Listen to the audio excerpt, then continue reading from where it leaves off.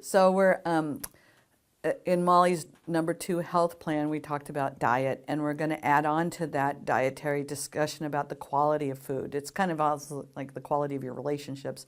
So yes, I think that if you have access to better quality food, that's a better choice, because in the prevention of things, it's better not to have to clean up the mess afterwards. So the what this is referring to is organics.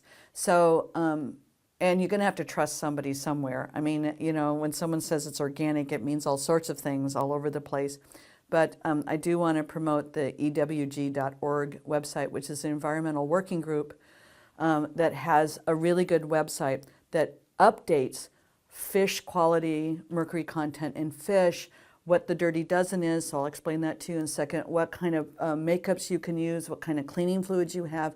Your job as a responsible human being is to try to reduce the amount of toxicity in yourself and in your family. So the dirty dozen, which is actually the dirty 15 now, and it changes every year, so you need to make, I actually have it on an app on my phone, like are potatoes on it or not, are the list of fruits and vegetables that it's better not to eat if they're not organic. So for instance, strawberries are always on that list. I'm going to tell you, strawberries are a given.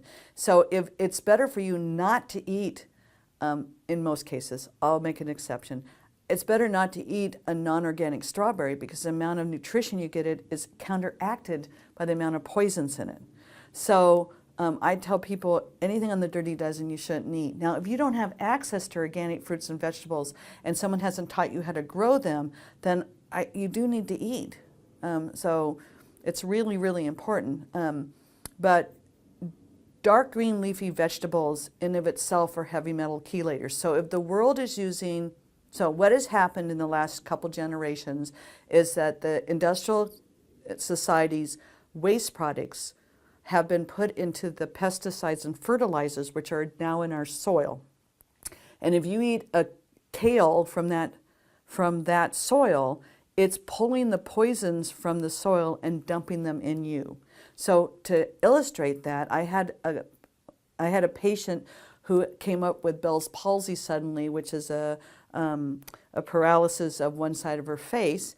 And what we finally realized that it was a thallium toxicity. Thallium is a heavy metal or toxic metal that's found from industrializations of electronics used in pesticides and fertilizers.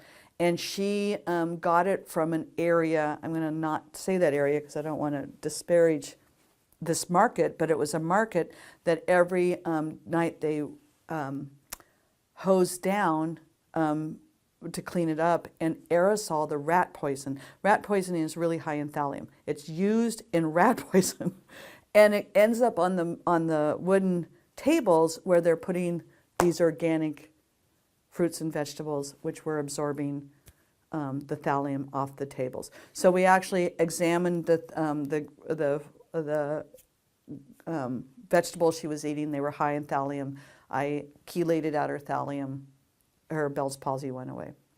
So it's really important, to the best of your ability, to eat the cleanest food you can, to check your sources. You have to check somebody. I mean, you have to trust somebody. So, I mean, if you go into Costco and it says pink dye added to salmon, I mean, why would you eat it? I mean, I don't know if you guys remember when pistachios were pink. If you look at a pistachio, it is a tan. It's the color of my shirt. Why would you dye it pink?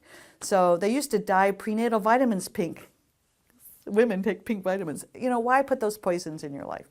So it's really important, to the best of your ability, to buy organic, to buy sustainable, to buy local, to grow your own if you can. I just was talking to one of my Latino students about, well, we don't even have access to vegetables in our community in Texas. I said, well, that's when I bought people planters and soil and gave them seeds and showed them how to, you know, I mean, kale grows easily anywhere, actually. So you can get fruits and vegetables. I've taught people how to use their food stamps to buy. You can buy Kool-Aid with food stamps, by the way. Just thought I'd tell you this. But I've educated people on food stamps how to spend their food stamps dollars to get beans and rice and vegetables, so that the vegetables are expensive.